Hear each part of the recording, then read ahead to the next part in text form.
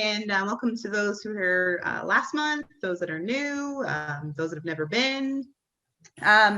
So this is the CLT Graduate Student Working Group, and we're going to start kind of our second webinar of our critical series, especially because we garnered so much support from last month's presentation, which was the critical theories that we need.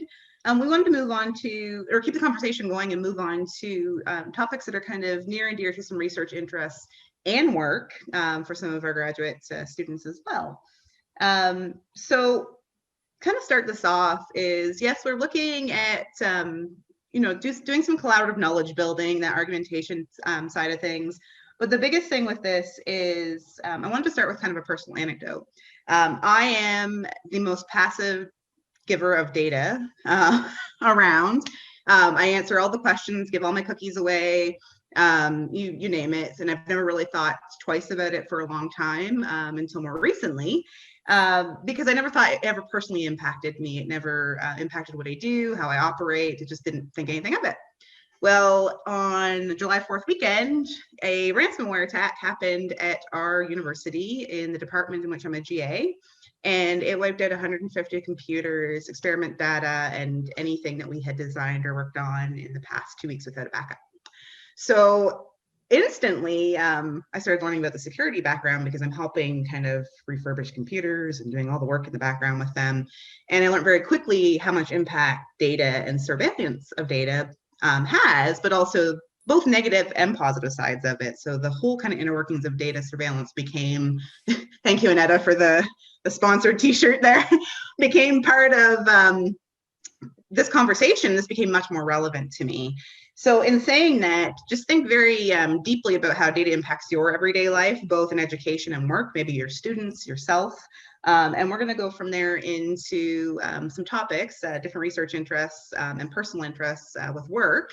They're going to kind of do a little bit of a, like a selling point. They're going to sell themselves for breakout rooms, give you a mini topic presentation, and then we're going to break out into breakout rooms depending on what you'd like to discuss. Okay, so Annetta is going to take it from here and start us off. Excellent. With her wonderful t-shirt. If you didn't see it, I'll catch you later.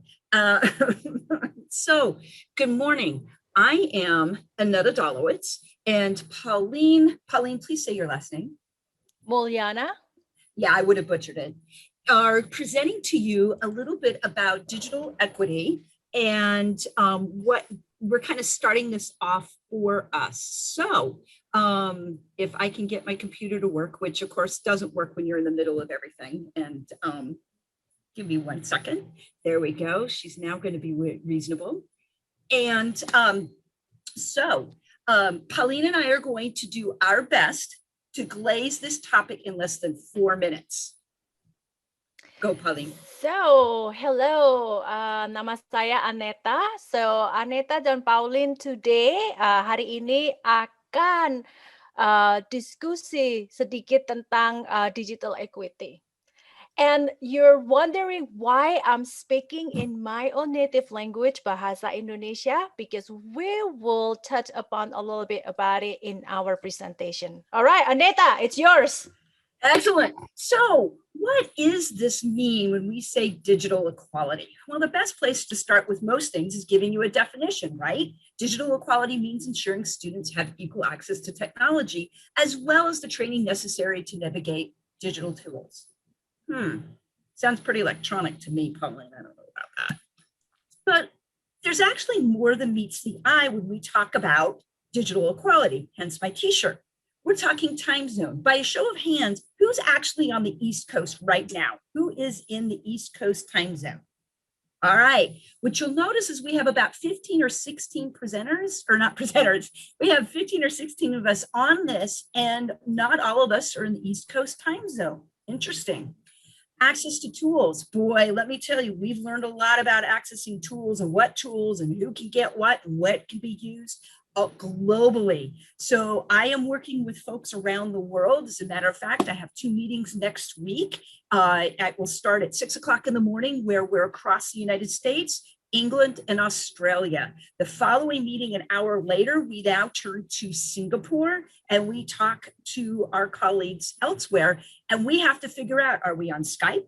Are we on Zoom? Are we going to use Teams? Are we going to use Slack? How are we going to actually communicate, and who can use these tools outside of the United States?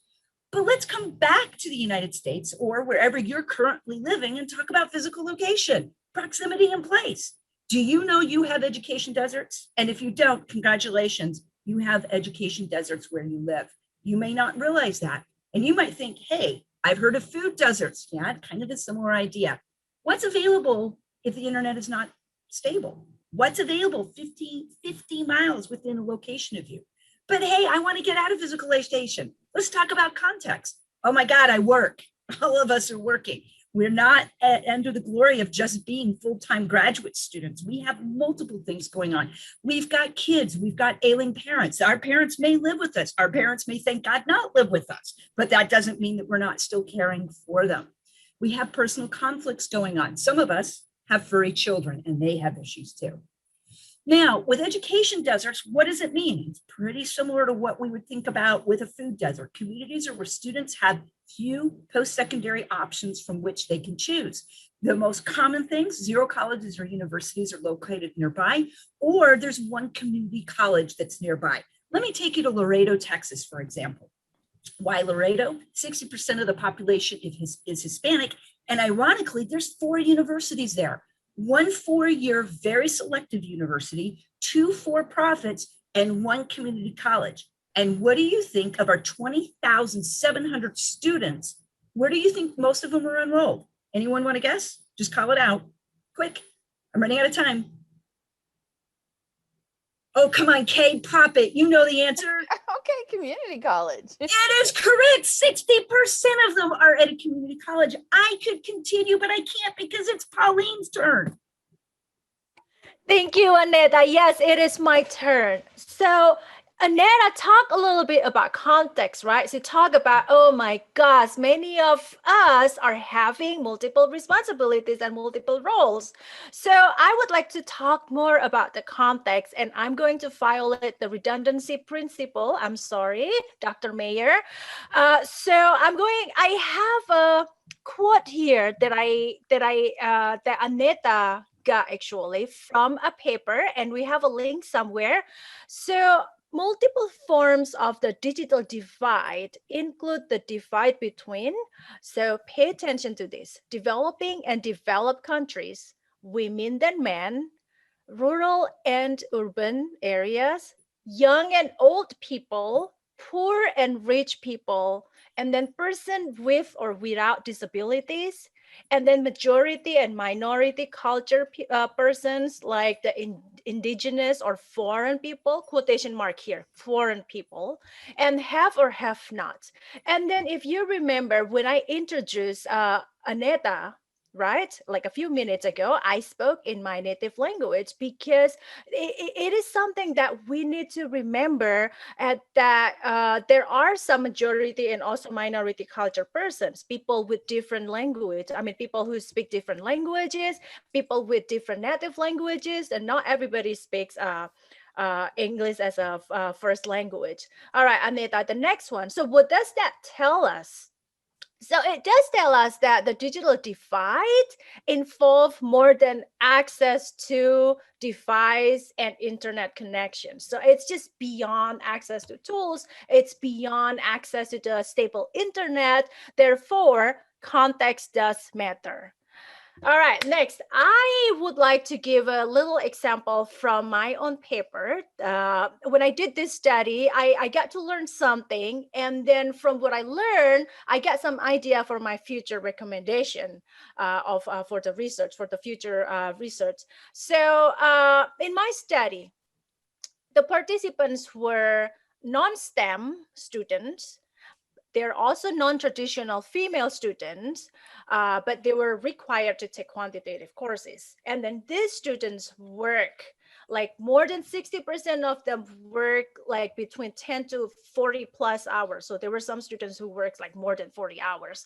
And then most of them were full-time students. So they took 12 units and more. And then my study was about using data from the learning management systems And then I would like to find an association between their access or their activity to the LMS and also with their self-regulated learning. We'll talk more about this, whether how the learning analytics that I use, how we can balance the the ethics use and things like that. We'll talk more about it further in a breakout session. And also we will have awesome topics by the next presenters.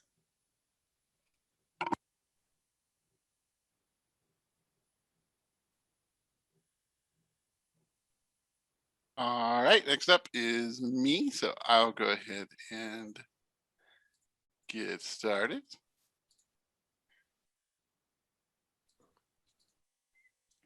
So for my section, I'm going to talk about data justice, ethics, and data protections. My name is Chris Luchs. I'm a doctoral student at Old Dominion and also work at the Colorado Community Colleges online as an associate dean. So I deal with quite a bit of these from the policy angle, which you'll probably see from this topic piece. So first of all, what is data justice? So as Pauline and Annetta talked about in their section about data equity, is looking at data justice is very similar to sort of in line with data equity, looking at, or should I say digital equity, but it's about data. It's about fairness in the way people are made visible, represented, and treated as a result of their production of digital data. So this is especially important in today's society where we look at internet marketing, we look at how people are collecting data and how people are using, and then it's creating a picture or a snapshot and depending on what services they get that they receive or don't receive, you also see things such as, like, we'll probably see more, I think we're a little bit more knowledgeable now with the latest campaign about the census and the importance of the census and making sure people are adequately represented at every census, so that way their communities can get the resources and various different pieces for funding as well as voting and different things like that to make sure they have an adequate count. That's all about data. And so what is data justice? It goes back into these three pillars. So really the first one focuses on visibility or invisibility. So are certain groups invisible in our current model of everything being digital and what data is collected? So how are they being visible? How is that visibility being used? So are there biases when we're looking at things like this? So you might think about policing, some of the policing and data statistics and policing when you think about visibility or invisibility. Next thing here is the ability to engage or disengage with technology. So think about when we're using technology, are there options for certain individuals to opt out? Are we using technologies that certain groups do not have access to? For instance, one of the challenges we ran into in this latest, during the pandemic, many online institutions did, is you had groups that were used, just assumed everyone had broadband. And so you had some courses that are heavily video, and you had students trying to do that on their phone or trying to do that on less than high-speed internet. And that causes lots of problems, especially whenever the content they're being assessed on is in video format. And so you start seeing a lot of these multimodal questions about how are you designing, how are you creating, or how do people have access or do not have access to technology, or just don't want to participate with technology. They want to be able to opt out. And the last part is talking about the anti-discrimination. So these are things like redlining. These are things like what happens. It covers a broad range. So like things like, how do you fix errors in your data? So the other thing is that with a lot of this big data, a lot of this data that's being generated, a lot of these databases are being merged together. What happens if there's a simple error? All of us are researchers here in the room. I'm sure I know no one here has ever made an error when you're sorting your data, and you've never made anything like that. You've never coded you never messed up your coding. You never had to go back and do different things like that. But this happens at a larger scale. And the question is a lot of these systems are closed. We do not have access to them. There is not an easy way to go ahead and ask for a way to go ahead and fix that data. The other piece you start seeing is just flows into ethics. What is the ethics of gathering all this data? We have lots and lots of data. One of the things you start seeing Zwitter's piece talks a little bit about it, is about how as we get more data, groups become more transparent. So it becomes their whole position, their positionality, their intent, their purchase decisions, their decision-making process becomes more apparent. The more data we collect about a certain group, we start being able to better predict their patterns. This is sort of getting that predictive analytics piece, doing things like that. We're starting to get into minority report area about, oh, well, because you have these, you tick off these conditions, then this is what you are going to be in the future. And you start getting into these type of things where you start talking about what is the ethics of having all of this data, of using all this data, and then what happens if you have a bad actor, or you have, like everyone talks about rogue agents. Well, you just have companies pursuing profits. So there's different things you're looking at here when it comes to these different pieces. All of this has resulted into stop pushes about data protection. So you start seeing about the GDPR from the European Union, the General Data Protection Rights. The state of California has passed its own data protections, consumer data protections that are out there. And that as educational institutions and institutions in general, you are now starting to see more and more of these protection policies that are starting to affect your students, customers, clients, and how you're handling your staff as well. For example, with the GDPR, you're not allowed collecting data that can be used to track an individual. So think about images, think about any sort of pictures or any sort of video or anything with their names attached to it, or things like that. How are schools handling this when you have a student from the European Union country? The other thing about it is same thing is going for California, the different things. And then of course, just because it's always fun, you gotta throw in the old anonymous mask there. You also have other groups that are out there that are looking for exploits in people's poor data protection systems and going, look how easy this can be exploited, i.e. ransomware, everything else that's there, saying, look, this is what's going on. This is how badly you're protecting this important data. You're just making our job, making it easy. And some of them are doing white hat services. They're sending emails to companies saying, hey, guess what? There are these different things that are out there. This is different ways you could fix this. Sometimes companies will follow up on that. Other times they wait until something bad happens. And so that's sort of what I'll be talking about in that breakout section. And I'll turn it over to Kay. Okay, hi everybody. Let me go ahead and share my screen. And you're going to see this for a second because then I'm going to do the presentation from the beginning. And somebody get a mic and tell me, are you seeing my presentation? Yes. Okay, great. Thank you very much. Okay, I'm going to be talking about systems. And this is just one system. There are interlocking systems of oppression.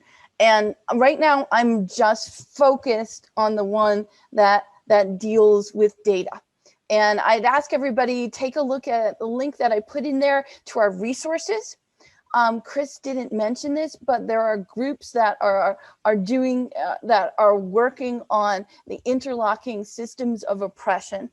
Okay, the intersectionality when it comes to this. I'm just going to go over some basic concepts. All of these concepts can then be taken to these interlocking systems. What I'm just going to mention, and Chris and I are going to have our breakout room is going to be a combined breakout room. So if you come to ours, it'll have these parts of it. I'd like to talk about real quickly digital rights and digital sovereignty. These are things that we don't talk about a lot in the workplace, in schools, and even when it comes to our life. Now, I totally took off Chris's Taylor's data justice model. And I went, oh, okay, that works for him. Let me use this too. Okay, our title is You Are Being Watched. And you're being watched for different reasons. This can be, you can be watched in school. Your school district may have set up for your K through 12 students a very carceral surveillance system where they're being watched as if they were criminals, and this assumption's already there. Okay, so out of the surveillance studies, and I'm basing this off a graduate political science course that I had to do a paper for. Okay, first of all, Bentham's info cuts, panopticon.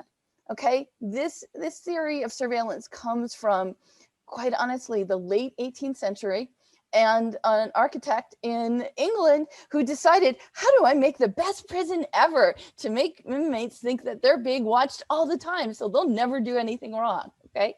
Then it was taken over by the French philosopher who started then going, look at how we are being surveilled. Look at how we are being surveilled, and look at the power system of us being surveilled as citizens, and how this is really disciplinary, and how this is enforcing norms. So this is the first level that surveillance studies looks at us being watched. The second one is Dolowitz, and he came up, this is his term, individual, okay? So taking you from an individual to dividing you into parts, and you'll hear often in data justice something like the term data bodies. And what this is that, yes, you have a body, but there's all these different components of your body or your essence or your individuality are then aggregated and used. So this is a second level. Now the third level, and this level has been talked about for about the past 7 years or so, and you're hearing more of it. And it's Zuboff's surveillance capitalism. And that surveillance capitalism, this is taking it further.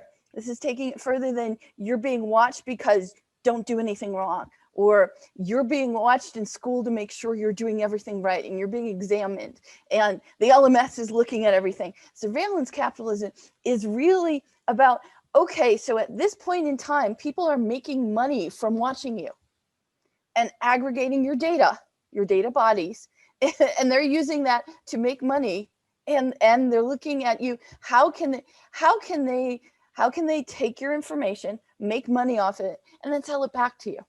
And that's where surveillance capitalism is coming in. The surveillance capitalism is neo-Marxist, but you need to take a Marxist view sometimes to look at capitalism, because we're swimming in capitalism.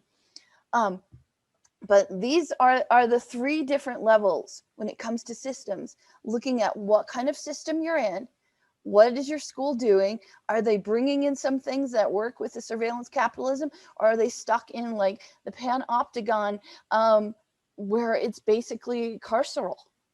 Everything that's being done, it gets done to criminal, the same thing that's getting done to criminals. So surveillance capitalism, want to quick say, profits derived from unilateral surveillance and modification, and the attempt to modify human behavior. So the capital, capital is no longer land, okay? It's no longer mineral resources.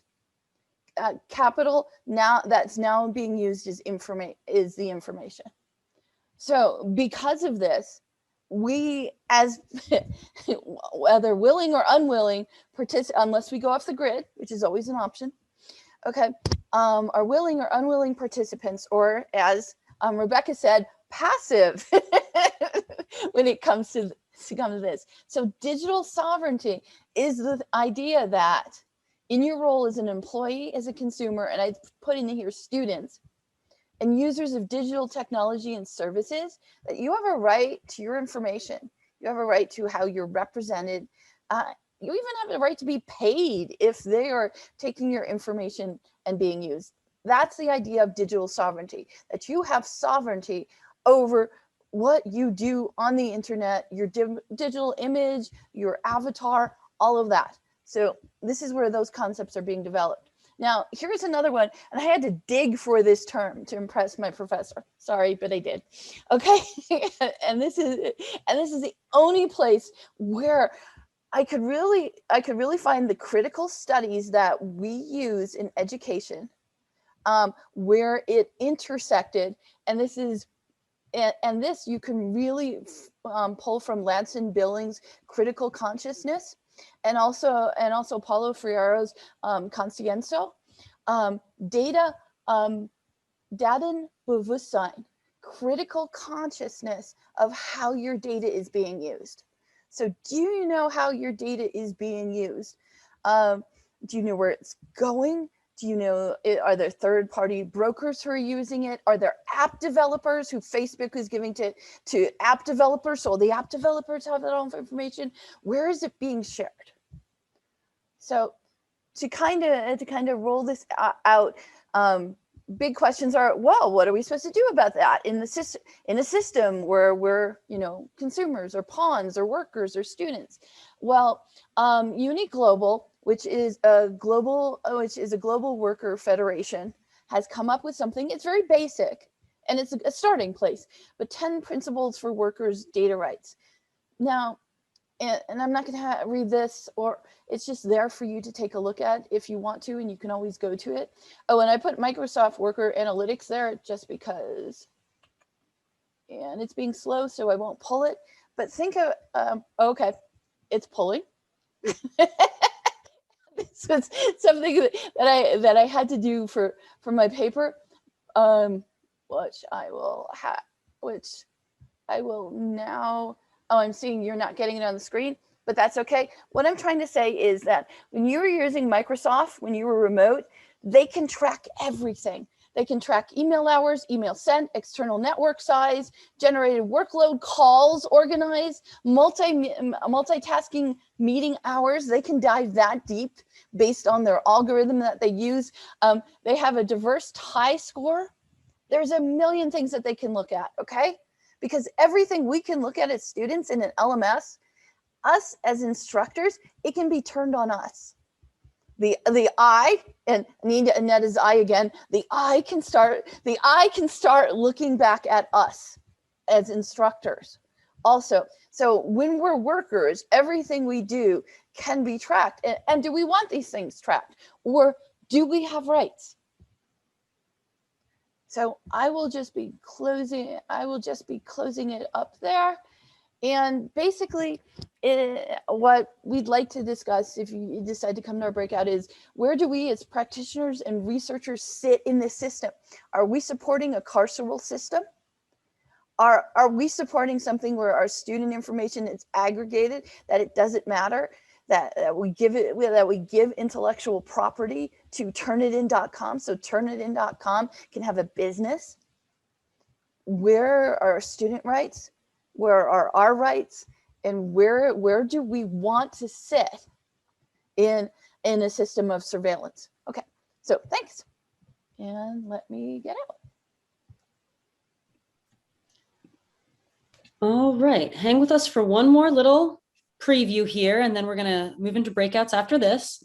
I'm Kristin Hermann. I am a second-year doctoral student at Old Dominion University, and I wanted to take us a little bit from some of these more theoretical aspects and try to tie them into some practical application for us today.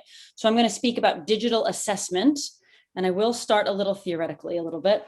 It would be naive to assume that all digital assessments, just by nature of platform alone, are transformative. So I'm using some language here from Amy Bradshaw. And it would be idealistic to imagine that students use technology as creators and not just consumers, especially as we look at some of the things our students create as they cultivate Instagrams and TikToks. But billions of dollars into Apple and Netflix and Disney Plus show us that our students are also consumers as much as they are creators. The fact is that digital assessments can look very traditional or they can be transformative. So I'm pulling from Quintadora's 2006 SAMR model here, and I've put up my favorite version, which is the coffee cup version here on the screen.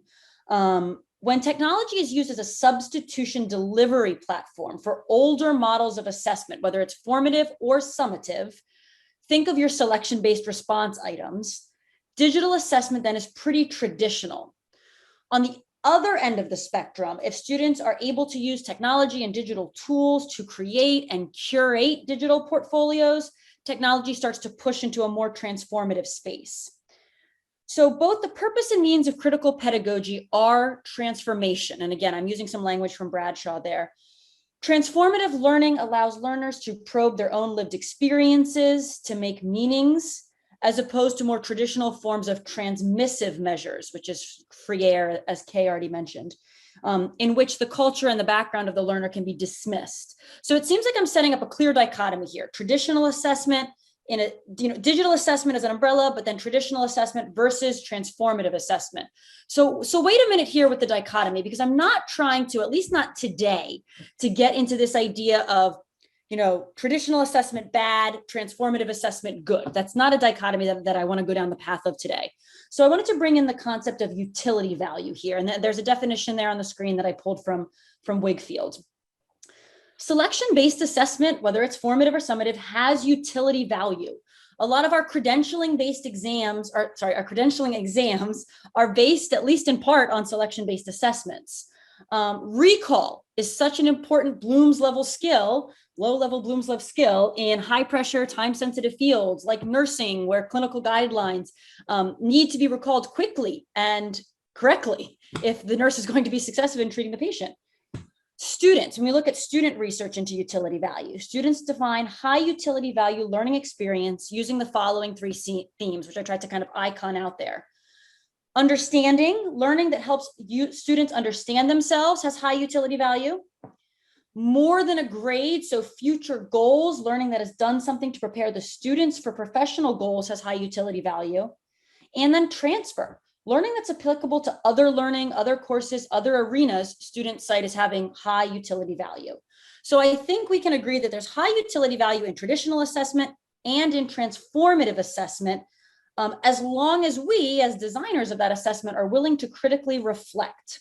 So I want to be clear that utility value isn't on trial here today. That's not really what we're discussing here today. What is of concern is digital rights. Hey, we just saw such a great kind of presentation from Kay on this. This was so good. So I was struck by that section of our presentation, how digital rights are often sacrificed due to passive data collection. Do we have a responsibility to protect our students from further exposure? And again, I think this occurs in both traditional forms of digital assessment and in transformative forms of digital assessment. Kay just briefly touched on Turnitin. You can see I'm kind of calling them out here on the left-hand side of the screen. Traditional forms of assessment like essay writing that can now be submitted digitally. Well, of course, there's a tool for that, right? A tool that will help us, that's such a loaded term, help us with collection and prevention of plagiarism. I am going to come back in a minute to how these data surveillance tools love to couch themselves in terms of student support, and in that way absolve themselves about agency. So hang on for one more slide if you're ready for that. Should students have to submit their writing to a database that will archive it long after they're no longer a student?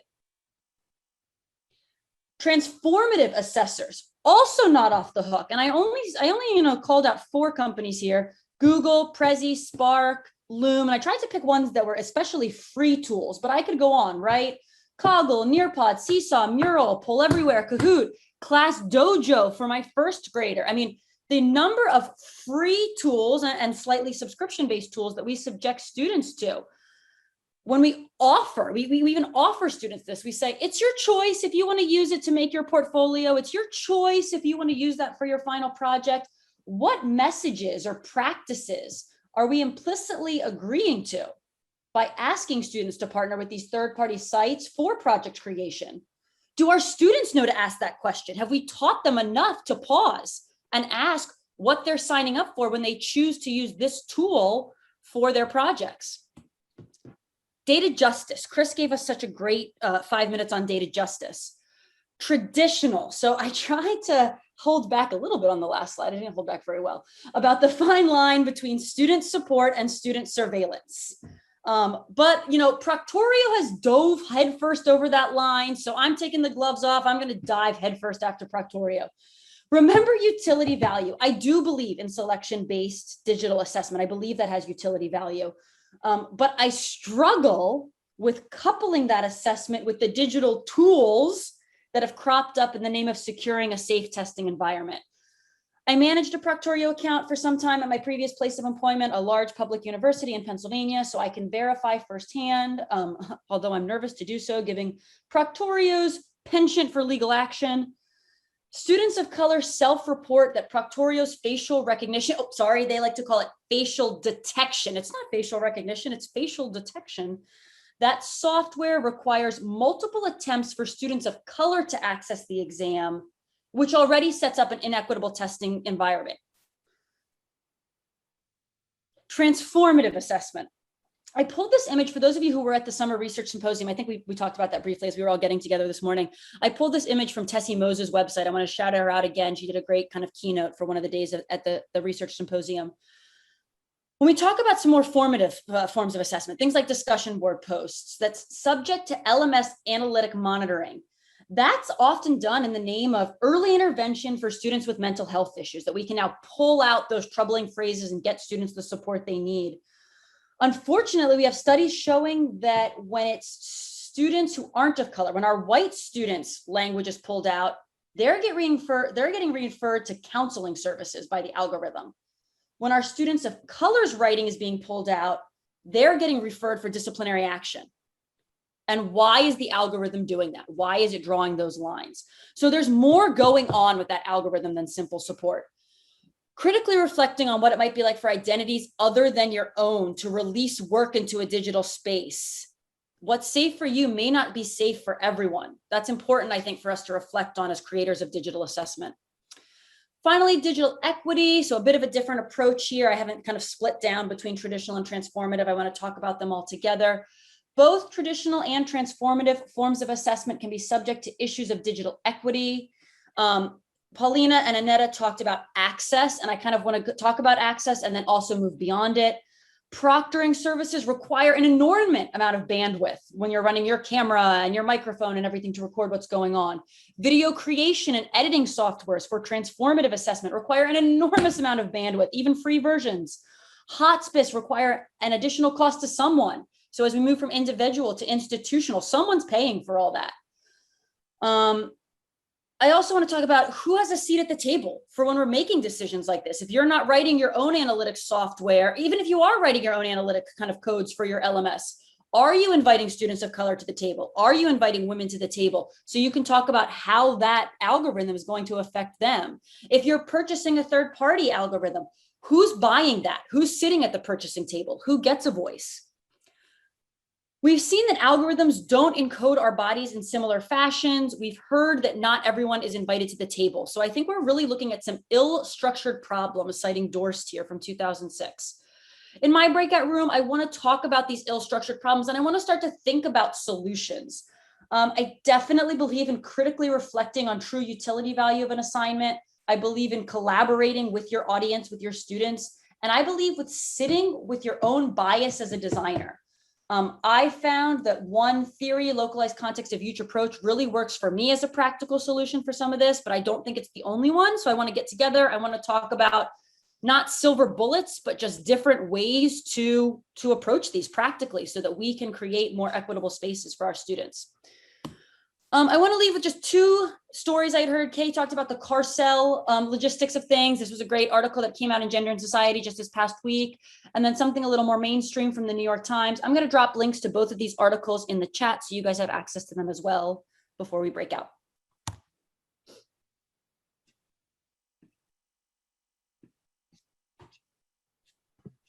All right. Well, thank you everyone for your quick presentations on the different topics. Now, Kay, you're going to correct me if I'm wrong. We're going to have 3 breakout rooms because there are some overlap with, or there is some overlap with the various topics that were discussed. So one of the breakout rooms is going to be Kay and Chris, I believe. Yeah, so I'll put it in chat. So okay, perfect. Digital equity. So if you'd like to continue with Pauline and Annetta. Mm-hmm. Okay, so that'll be breakout room 1. Breakout room 2. I know. I'm like going topics and people. Okay.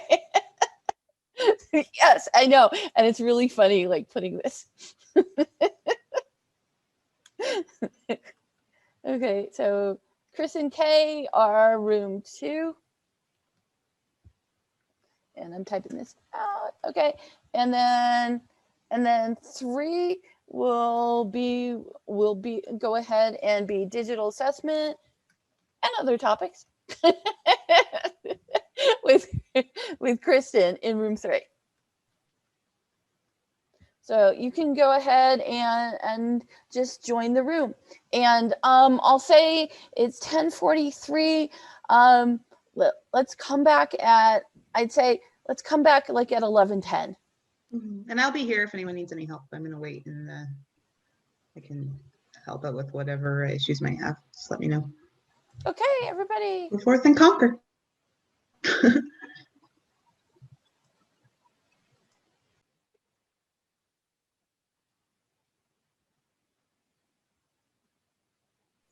Hey, Sylvia, Chris, and Sharon. Hello. Hey there, y'all. Full disclosure, I have no idea what we're talking about in our room here because my doctor's office decided to call just at the moment you were explaining all the rooms. So I'm here because Chris and Kay are two of my favorite people. And everybody, feel free to get on mic. Hi, Van. Hi, Sylvia. What we were taking were data justice and digital rights and digital sovereignty, and I would say that there's definitely overlap with digital equity and digital assessment. So I guess just for everybody, what are your thoughts and questions? We can talk forever, okay, on this topic. You know, I was thinking about as we were discussing in the assessment and this part too about the university's role to protect students. And you know, for instance, our university at Auburn does a very good job of, like, for instance, making sure, like, if you have a piece of technology, they have to vet it for things related to FERPA. Like, what are you doing with that data? Do you keep it? You know, those sorts of questions, as well as whether or not it's accessible. Like, would a student with a visual impairment be able to, you know, those sorts of things. So they do a really good job with that, but it's not foolproof. But it does help a little bit. Unfortunately, they don't, you know, things like the proctoring software. I'm not sure what they do there, but, you know, we used some with pushback from students. And what Kristin said, I can tell you, I've not only heard from the community college students I've heard that from professors at other community colleges. And actually, I have a friend and colleague who was doing an MBA, and she is a person of color, and she had that happen with her. So, I mean, anecdotally, I'm hearing it all the time that people of color who are darker than I am, way darker than I am, are having problems with either being detected as suspicious, being flagged, or the camera just not saying that they're not detecting anyone. That's the third one is what I've run into with some students here is some darker skinned students, like, had some issues with that. I've just gone through customs to get back into the country. It really bothers me because I've got global entry. So I'm used to walking up to the stupid kiosk, figuring out which one's actually working that any given day, which is another issue. And the first thing they have you do is take off glasses, hats, whatever, and you know, masks. Let it take your picture, and you're supposed to slide your passport. In the old days, you also slid your passport in, so it scanned that and compared it to the features they saw on the camera. I had to do the whole squat down, and I'm short, so I don't even want to think about tall people. To have this thing take my picture and it spit out my receipt. I didn't have to do anything with my passport. It scanned, it recognized me. And now I'm wondering, for people who had darker skin. I have friends who are naturalized citizens who are extremely dark Africans. Is the lighting adequate for this cameras to actually pick up their features? Because of the design of the software. And then that's where we get, you know, we get into design. The thing about it is, I've also heard back from my professors, when when they have class, when they're taking pictures just to put up on Facebook of students, and they have a diverse group of students who are white, students who are African and African descent, how the lighting, the lighting on just the cell phone cameras does not, they can't depict the whole of their students. And that goes into a lot of design, because Sylvia, think about what they're vetting for. When it comes to anything, when it comes to photos or looking at any kind of facial recognition, how are they vetting for how it would work for students of color? Or aren't they? Yeah, I know. That's the thing I don't know. And I need to ask, we have a meeting once a month with our IT people. I'm curious how they're doing that. And typically with a lot of the proctoring solutions, like I've noticed, like at least the ones I've been in talks with, they have multiple different levels of service. So some of them, the most costly version is an actual live proctor who's watching the camera. Correct. And doing that. The next one, but a lot of them are using some sort of machine or AI that's pulling it, and then you start getting into certain issues with that as well. So you start getting into other pieces that are done just because they're not developing these softwares with a diverse enough sample size, and so they're just creating it on what they have available. And in the U.S. at least, it's predominantly, especially in technology, it's predominantly white males. And so that's what you're seeing, is that's their sample of what it works for. And unfortunately, that's also what they set up for their any machine learning. That's what you're going to see, because the initial training pieces, unless they go out of their way to build in diversity, to build in diverse images, most of their test sequences will only be for a certain group of individuals. And they'll be like, well, that's good enough, let's push it out. And they'll do it, especially now, because a lot of companies were trying just to get in on the pandemic, what was it? Pandemitunity, I think is what some people were doing it. There's been some funny words. There's all this stuff here about, hey, we can make tons of money off this now because we could make proctoring services to do this. So it's one of those things that you see with technology. And the other side of FERPA is, I talked about this when we did sort of our GSA roundtable at the last AECT conference, that we talked about how FERPA has changed.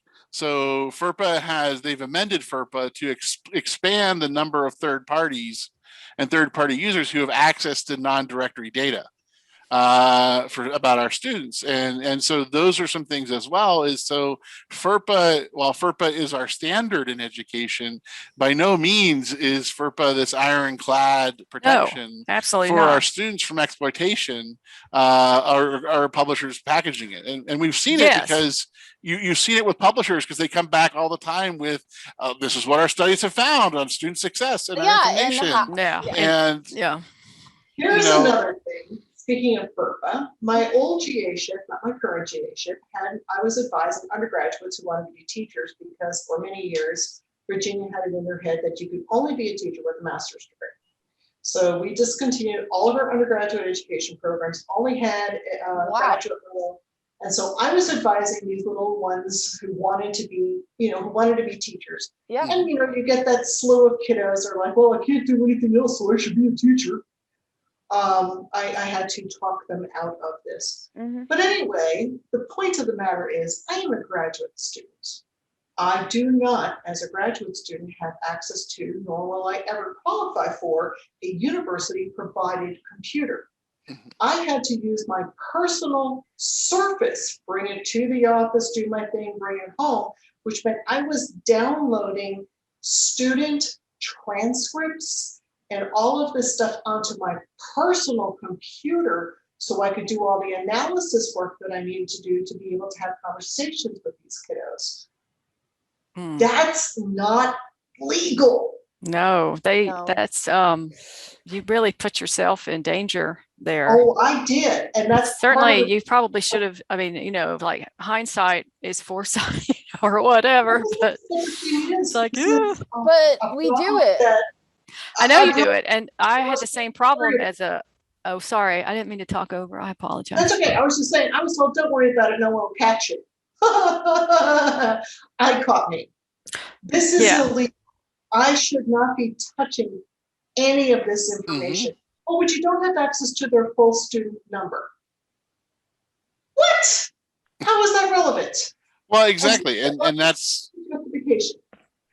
Exactly. And so, I mean, there's a lot of interesting loopholing. There's a lot of interesting machinations and gyrations and contortions that institutions do to get the data they need. Like, you know, some of the things I've experienced at a variety of different institutions is like just trying to get data from some of the third party users that we use. Like publishers are just saying, like, it's our data, why can't we get access to it? And you know, and that has to be in the contract. Yeah. Exactly. It has to be in a contract, or, you know, in some cases for LMSs, it's an extra fee to get the analytics. And it's like, wait a minute, we're giving, you know, it's our data. Exactly. Why are we paying you to get access to our data? And the thing is so, I mean, those are things that you see behind the scenes that's going on. That, number one, I think a lot of institutions aren't necessarily trained up on things to understand. I think that it's getting better because people are realizing the importance of data because of all the popular media and popular culture trending that's been going on about data leaks, about the use of data, how companies are using data. Thank you, Cambridge Analytica. And Facebook, and like those are things that basically is now bubbling these things to surface, and you're starting to see it. At least, I mean, I get questions from my students sometimes about, do I need to take this technology? What about the, you know, and part of it is like, sorry, I mentioned in the chat, is it's developing, you have to do your research on the technology as a faculty member and as an administrator, and then you can't just rely on IT to be, okay, it's a black box, it's technology. Well, you guys know everything, because they're going to look at it from their perspective. They're not going to look at it from your point of view unless you force them to look at that. Yeah, and I think and there's been a change, of course, in how universities conduct themselves these business models, and which is also disturbing. And I think, when they're thinking about from their, and you just so put it in such, it's training and people thinking about it only from their perspective, and they, boards of the boards that run the universities are not people that know anything about this sort of thing, and people making decisions based on these business models, looking at students in a very exploitive way. And it's disturbing. And the other thing that's disturbing is, why do we need all this stuff? All these third party, this and that, how, this whole, really, all the time that's spent with all this extra level of executive vice presidents that's come across in the past 20 years of like, what are these people doing for their giant 6-figure salaries? That this whole, like, why do we need all these models of efficiency, like it's not efficient, I don't think. It drives me up a wall with all these. We have to purchase all these things. I just don't. It's very disturbing. Let me just put this in here, because this is one way it's being conceptualized. This just came out in the literature. It just came out like in January. The learning, and I think it's Learning Design and Technology journal. It's not one of our AECT journals, but it is a journal that's starting to look at things critically, and they're starting to talk about ed tech brokers. Yep. And they're talking about, who are these people who aren't necessarily your IT people, but the consultants who are telling the assistant vice chancellor for this or the vice chancellor for that they need to do this and they need to use these efficiencies.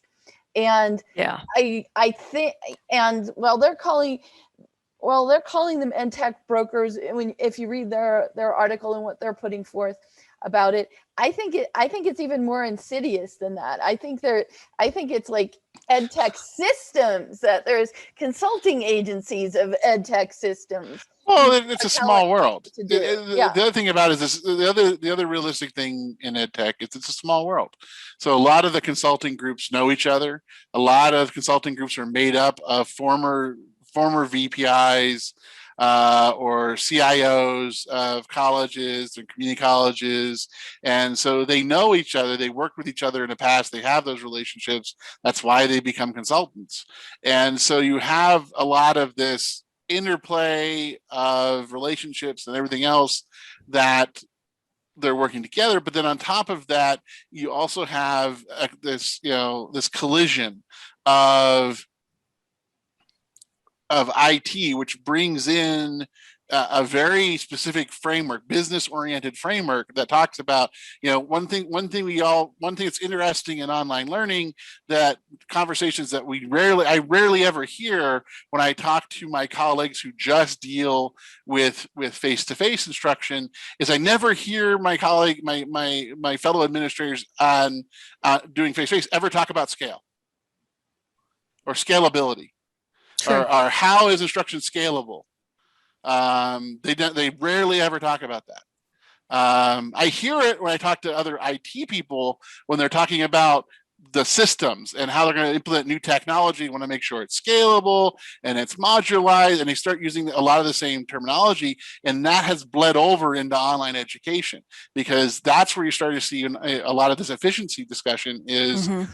Especially when it comes to instructional efficiency, is how can you efficiently allocate the most number of students into a course to maximize, for lack of a better term, the value that the institution is getting from that individual instructor. So I'm paying you a cost, I'm getting revenue from the students, I want to maximize my return on my profits off of each class. And that's really what we're saying when we're saying instructional efficiency. It's profit maximization come in education, and we're just phrasing it in a more polite term that might be slightly more digestible. And I would say from my terms, the Deleuzian surveillance model is that. The Deleuzian surveillance model goes from a strict carceral into that even schools have become corporations.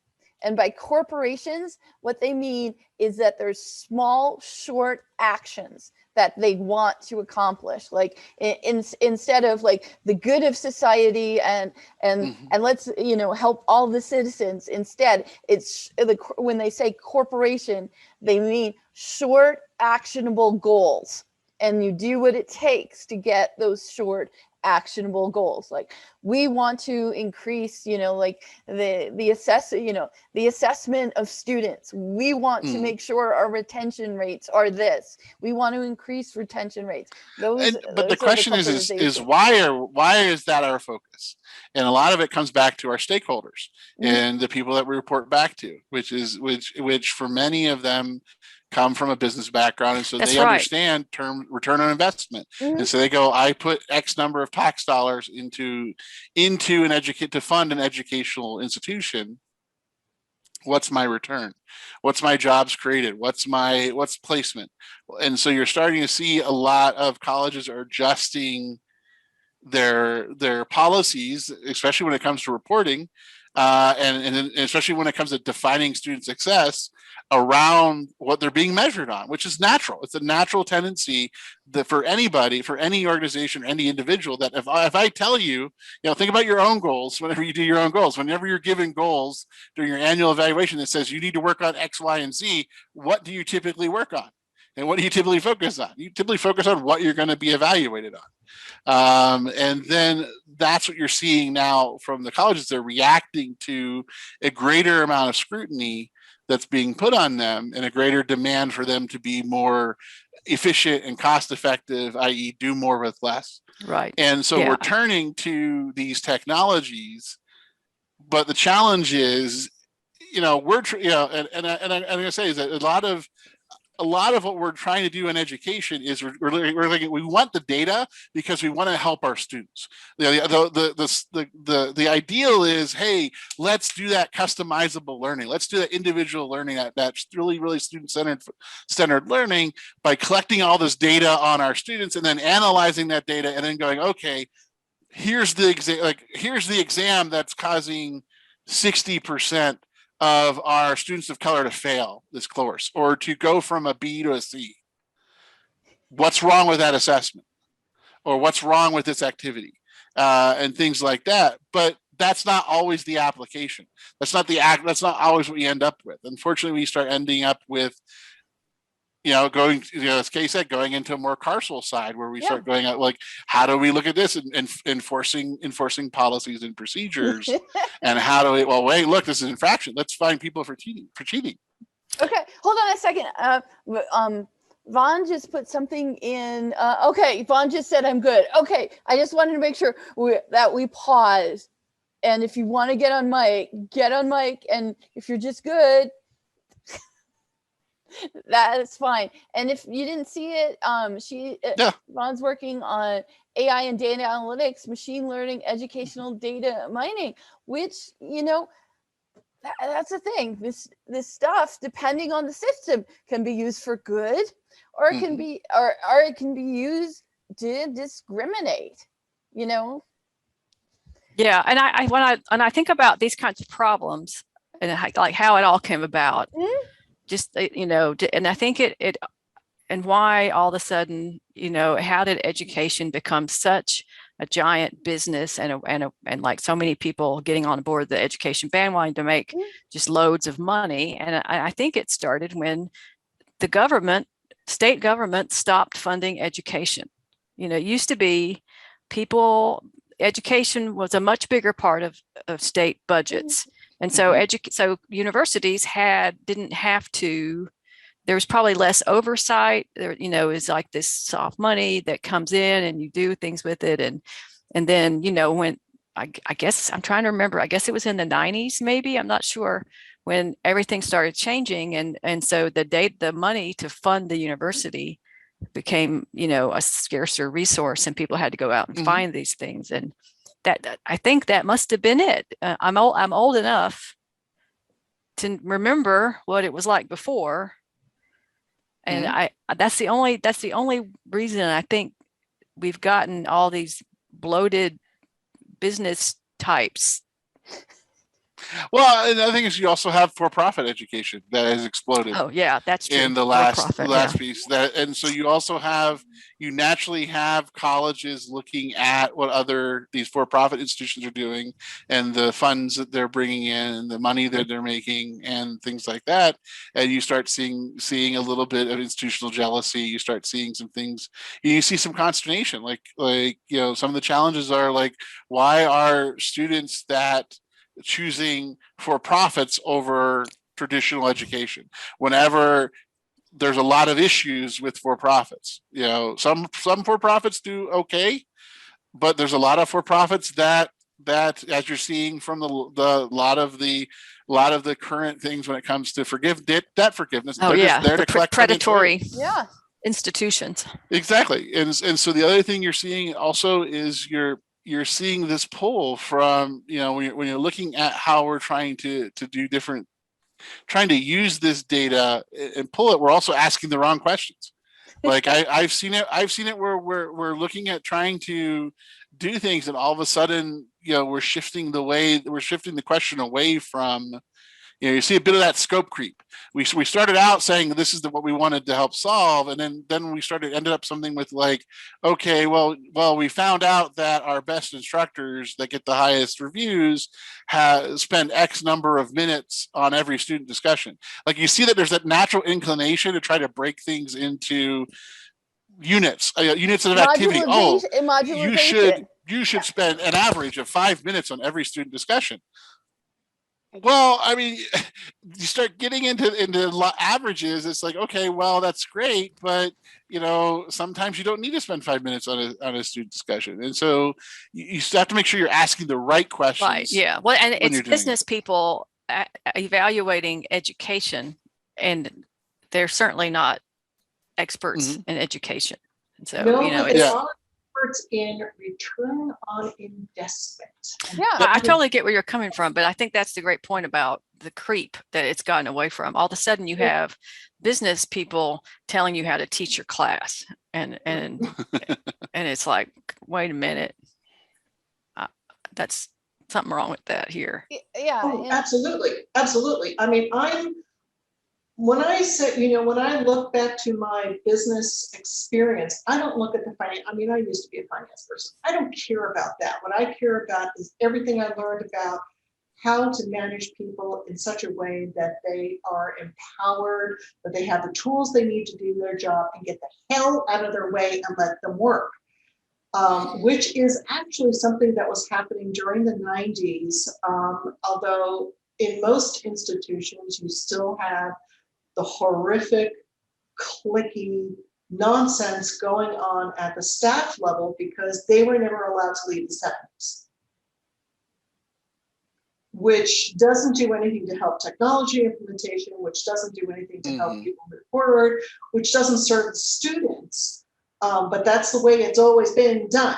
So you have this bizarre mix of approaches and ideologies, and it just, and yes, it was the late 1980s, thank you, Reagan. Well, exactly, and then the other thing you see is like my professor at Old Dominion and others have written about. I've talked about it, and others have written about the shift from education being a public good. In other words, the society benefits from a well-educated group, a well-educated population, to now it's become a private good. Going back to the neoliberal context, yes, that Kay mentioned in the chat, that now no education, it's a personal thing. Why should the public fund a personal endeavor?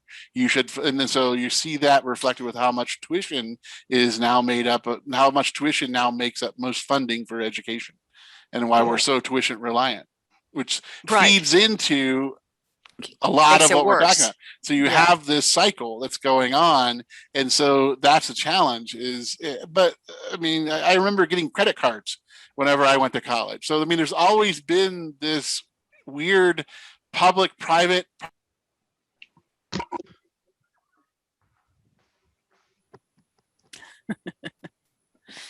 Okay, I think we're all back now. Hello. Sorry, my video's being weird. I apologize. Don't know why. All right. No, wait, I have to ask, Paula, is that a virtual background or a real background? Okay, because it is an amazing background. Rebecca went to Hogwarts, apparently. Well, actually, it's Trinity. Oh, is it Trinity? But I can go to Hogwarts too. I'm not going to complain about that at all. Alrighty. Well, how did it go? I was holding down the fort out here. Good conversations in the rooms. Yeah, Katie. Yeah, cool. Oh. Bye, Sylvia. Thank you for coming. Thank you. and we'll just wrap up here. Yeah. I don't think there was enough time for us to actually. I mean, I think we need more time. Which is perfect. Yes, because not between Kristin's like passion blowing out of the water and you and Chris dynamic duo blowing out of the water, and then Pauline and I. No, you guys were great too. I kept them company because they had some people that had to leave early, so I went and kept them company there. To wrap it up, this is great because we want to keep the conversation going on this because there is so much to discuss with respect to data and how it's being used. So ironically enough, we want to get into more of the debate side of things, and you've noticed that a lot of our presenters stayed away from. Well, sorry, Kay, you're not including this. And maybe Kristin. They were trying to not say that they had a particular view, but you could probably tell that they do have a particular view. And one of the conversations that came up a lot was we all have different viewpoints on data and how to use it, how it's being used, both negative and positive. So and it's not even that dichotomy. It's very there's a spectrum of viewpoints on these different topics. So what we want to do is in our next engagements or our next webinar, which you'll see announced eventually, is we're going to take this more to a overall debate. but not argument in the sense of war. That's the perception a lot of people have. That's the metaphor behind it. This is argument in terms of collaborative knowledge building. So what we want to do is see the viewpoints and perspectives everyone has and see if we can come to some sort of consensus or strike a balance on how data is going to be used or should be used in I guess, work in education specifically as we go forward. And I think it'd be very interesting with, I find that the distributed knowledge across a vast amount of people will allow us to look at a lot of different perspectives and come up with something that kind of is a bit more diverse and meets more needs than just, the 5 people making decisions about policy, which Chris works with all the time. I'm just kidding. But I think it'd be a very interesting perspective to put on data because there is so much to talk about. So we're going to kind of, I hate saying hash it out because I don't mean argue in that sense, but we're going to get a little bit more, I guess, personal about it in terms of viewpoints. So you'll see advertisements for that coming up. That will be our next session. And please feel free to come back and engage with us, bring new people. We want new viewpoints as well. And thank you very much for coming today. Make sure that you get can you pop the resource page back in just in case? Sure. It's really far up there. We have tons of resources. You find more resources, you're more than welcome to share them with us. If you're a grad student, you want to get involved with us, we are always welcome to growing bigger. more perspectives, more interests. So please reach out to us. All right. And everyone have a great rest of the week. Happy Monday. Thanks, everybody. All right. Take care.